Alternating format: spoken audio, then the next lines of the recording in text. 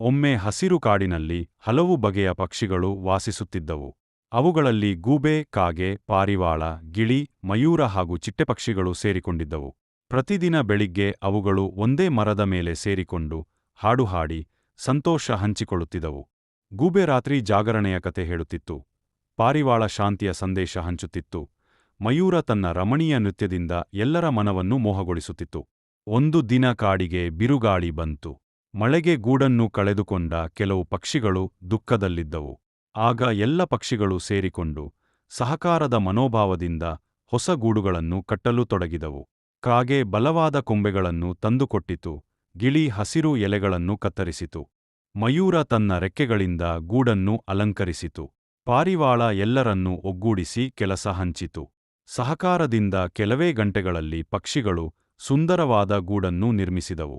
ಮಳೆಯಾದ ಮೇಲೆ ಎಲ್ಲರೂ ಸೇರಿಕೊಂಡು ಸಂತೋಷದಿಂದ ಹಾಡಲು ಪ್ರಾರಂಭಿಸಿದವು. ಆ ದಿನದಿಂದ ಪಕ್ಷಿಗಳಿಗೆ ಒಂದು ಪಾಠ ಸಿಕ್ಕಿತು.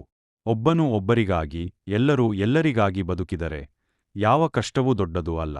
ಈ ಕಥೆಯು ನಮಗೆ ಸಹಕಾರ, ಸ್ನೇಹ ಮತ್ತು ಶಾಂತಿಯ ಮಹತ್ವವನ್ನು ಕಲಿಸುತ್ತದೆ.